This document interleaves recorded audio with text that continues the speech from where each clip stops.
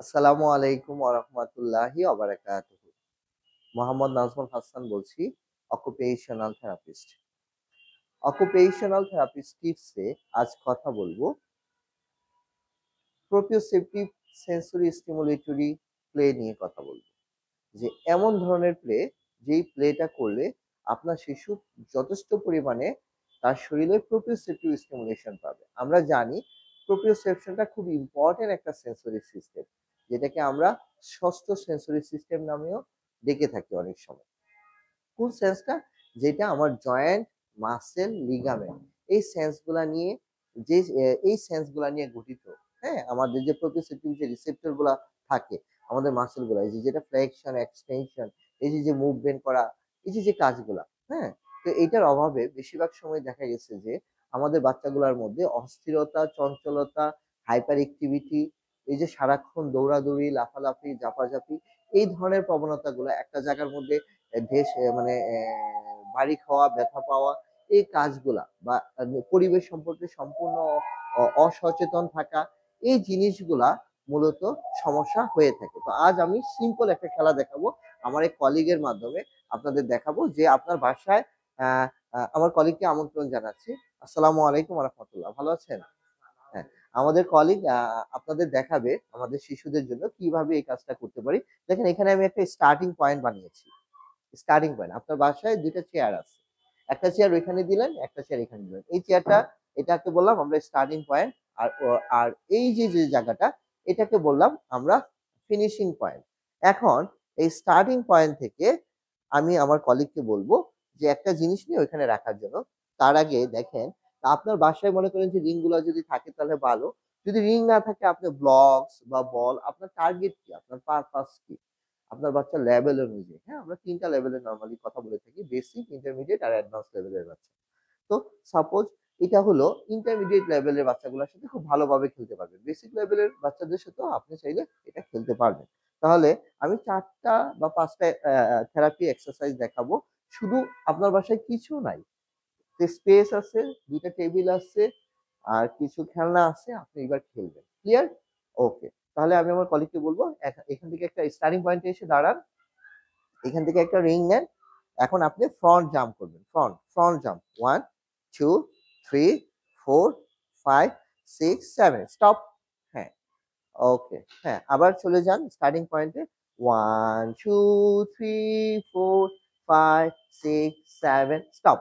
Okay, thank you. এইভাবে আপনি শিশুর সাথে খেলা করবেন ভিতরে। মানে এটা আমি দিলাম, আপনি চাইলে কলম দিয়ে, মার্কার দিয়ে এটা করে নিতে পারেন বাসায়। হ্যাঁ, কোনো সমস্যা না। আপনার যে এই জিনিসটা কিনতে হবে বা এভেইলেবল নাও, আমাদের দেশে তো সবকিছু এভেইলেবল না। হ্যাঁ? তার জন্য তো আর থেরাপি থেমে থাকবে না। আপনি বাসায় একটা রশি দিয়ে বাউন্ডারি দিতে পারেন বা চাইলে মার্কার দিয়ে করতে পারেন। এখন আমার কলিগ যে খেলাটা খেলবে সেটা হলো, হ্যাঁ, এই যে অ্যাবডাকশন এর খেলাটা খেললো, জাম্প করলো, এবার ক্লোজ, এবার ওয়াইড ফিট এ জাম্প করবে। এখান থেকে একটা রিং নেন, স্টার্টিং পয়েন্ট থেকে রেডি, স্টেডি, গো। স্টার্ট করেন। হ্যাঁ, হ্যাঁ। হ্যাঁ, ২ পা বাইরে থাকবে। বাইরে জাম্প করে যেতে হবে। বাইরে, হ্যাঁ, বাইরে। এই যে বাইরে, এই যে বাইরে। মানে সে শিখলো ভিতরে জাম্প করা এবং বাইরে জাম্প করা। এই যে ২ টা পা ওয়াইড করে। হ্যাঁ, এতে কিন্তু সে প্রচুর পরিমাণে কিন্তু বেয়ার ফুটে প্রচুর পরিমাণে স্টিমুলেশন সে তার লোয়ার লিম্বে পাচ্ছে। এই যে আমরা সো কল্ড এই যে বিভিন্ন জয়েন্ট কম্প্রেশন দেই, তার কিন্তু জয়েন্ট কম্প্রেশন প্রয়োজন হচ্ছে না দেখেন। সে অ্যাক্টিভলি খেলার মাধ্যমে সে জয়েন্ট কম্প্রেশন পেয়ে যাচ্ছে। ঠিক আছে? এই যে। তাহলে ২ নম্বর খেলাটা আপনারা এভাবে চাইলে করতে পারেন। এখন আমাদের ট্র্যাডিশনাল একটা খেলা আছে। এক্কা-দোক্কা বলি অনেক জায়গায়। অনেকে হপস্কচ বলেন। হ্যাঁ? বা আপনাদের গ্রামীণ ভাষায় হয়তোবা বিভিন্ন জেলায় বা বিভিন্ন বিভাগে এই খেলাটাকে একেক নামে একেকজনে ডাকেন। আমরা সবাই কিন্তু কম বেশি এই খেলাটা খেলছি। আমার কলিগকে রিকোয়েস্ট করব এখন ওই যে আমাদের কমন যে পা দূরে পা কাছে এক্কা-দোক্কা খেলাটা খেলার জন্য। রেডি, স্টেডি, গো, স্টার্ট। হুম, হুম। পা কাছে, দূরে, পা কাছে। হ্যাঁ, হ্যাঁ, হ্যাঁ। পা দূরে, পা কাছে। হ্যাঁ, পা দূরে, পা কাছে। এই যে দেখেন, হ্যাঁ? এই খেলাটাকে আমরা এটা কিন্তু খুব ইম্পোর্টেন্ট একটা প্লে বাচ্চার জন্য। বাচ্চার আইকিউ ডেভেলপ, বাচ্চার ব্রেইন ডেভেলপমেন্ট এর জন্য, বাচ্চার মোটর প্ল্যানিং, হ্যাঁ? এই যে ব্যালেন্স, বডি ব্যালেন্স, হ্যাঁ? এটা হলো ইন্টারমিডিয়েট টু অ্যাডভান্স লেভেলের বাচ্চাদের জন্য আমরা তখন এই খেলাটা গ্রেডিং করে থাকি। ধন্যবাদ। হ্যাঁ, আবার চলে যান আস্তে। এভাবে কিন্তু খেয়াল করবেন, আমি কিন্তু প্রত্যেকটা সময় বলতেছি স্টার্ট, ফিনিশ, এবং তাকে কিন্তু বাচ্চাটাকে কিন্তু এনকারেজ করতেছি খেলার ভিতরে, এবং আমরা স্টপ এবং স্টার্টটা কিন্তু ফিক্সড করে রাখছি। এটা একটা স্ট্রাকচারড একটা প্লে। হুম, হ্যাঁ, এভাবে কিন্তু আপনারা কাজটা করতে পারেন। হ্যাঁ? আচ্ছা, ঠিক আছে। অসংখ্য ধন্যবাদ আপনাকে। স্টার্টিং পয়েন্টে একটু দাঁড়াবেন। হ্যাঁ, এখন দেখেন এই খেলাটা কিন্তু আমরা করতে পারবো। হ্যাঁ? তাহলে আমরা গ্রেডিং করে আমি কিন্তু এমনভাবে খেলাটা দেখাচ্ছি যে একদম বিগিনার, ইন্টারমিডিয়েট এবং অ্যাডভান্স লেভেলের বাচ্চাদের জন্য কিভাবে এই খেলাটা খেলবেন আজকে একই সাথে দেখাবো। তার মানে হলো আমাদের অ্যা সকল প্যারেন্টসরা এই খেলাটার থেকে উপকৃত হবেন ইনশাআল্লাহ। আচ্ছা, এখন যেটা হবে শুধু আমরা শিখাবো ভিতরে এবং বাহিরে। যেমন ইন এবং আউট। ওর ভিতরে যদি এই কনসেপ্টটা ডেভেলপ করি যে একটা জিনিস ভিতরে, একটা বাইরে এবং ওর বডিটা, হ্যাঁ? এটাকে এই যে এটাকে মনে করেন যে একটা রিং, রিং এর ভিতরে অথবা আমি যদি রিং না থাকে তাহলে আমি মার্কার পেন দিয়ে আমি সার্কেল করে দিলাম অনেকগুলা। সার্কেল করে দিলাম বা হপস্কচ, এক্কা-দোক্কার যে ঘর আঁকা বা আমার ঘরে স্পেস নেই আমি উঠানে খেললাম বা ছাদে খেললাম। আমি কালার করে নিলাম বা আমি পার্মানেন্টলি স্কচ টেপ দিয়ে সেট তৈরি করে নিলাম। এখন আমরা যেটা করব, আমার কলিগকে বলব যে আপনি এখন একটা রিং নিবেন, স্টার্টিং পয়েন্টে দাঁড়ান। আমি বলব রেডি, স্টেডি অ্যান্ড গো।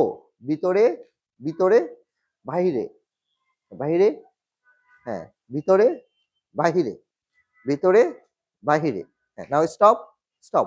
নাও ২ পা বাহিরে, হ্যাঁ, গুড। ২ পা ভিতরে, ২ পা বাহিরে, ২ পা ভিতরে, হ্যাঁ, ২ পা বাহিরে। Thank you. ২ পা ভিতরে। Thank you. হ্যাঁ, এই খেলাটাও কিন্তু আমি এই যে বাইরে ভিতরে করতে পারতেছি এবং আমি যদি চাই কখনো যে ভিতরে, হ্যাঁ, এবং আমি যদি চাই ডান বাম করতে পারবো। যেমন বললাম বাম, বাম, হ্যাঁ। এবার ভিতরে, এবার ডান, হ্যাঁ, ভেতরে, বাম, এই যে ডান, বাম, ডান, বাম। এই যে কনসেপ্টটা অনেক বাচ্চাদের ঠিক থাকে না। অনেকে কনফিউজ হয়ে যায়। হ্যাঁ? তো থ্যাংক ইউ। অসংখ্য ধন্যবাদ আপনাকে। হ্যাঁ, ভালো থাকবেন। হ্যাঁ, হ্যাঁ, হ্যাঁ। তো এই যে খেলাটা, এই খেলাটাকে বলতেছি এই যে দেখেন এটা obstacle গেম।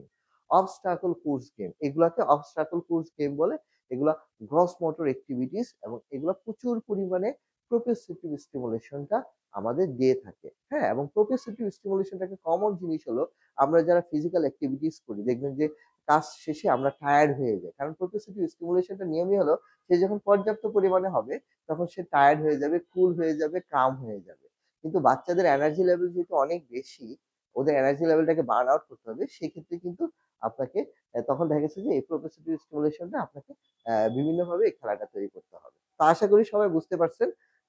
তো এই রিলেটেড যদি কোনো কোয়েশ্চেন থাকে এই খেলাটা খেলতে গিয়ে কারো যদি কোনো সমস্যা হয় বা প্রোপ্রিওসেপ্টিভ সম্পর্কে আরো প্রোপ্রিওসেপ্টিভ বা প্রোপ্রিওসেপশন সেন্সরি সিস্টেম সম্পর্কে যদি আরো কোনো অ জিনিস জানার থাকে দয়া করে আমাদের সাথে যোগাযোগ করবেন।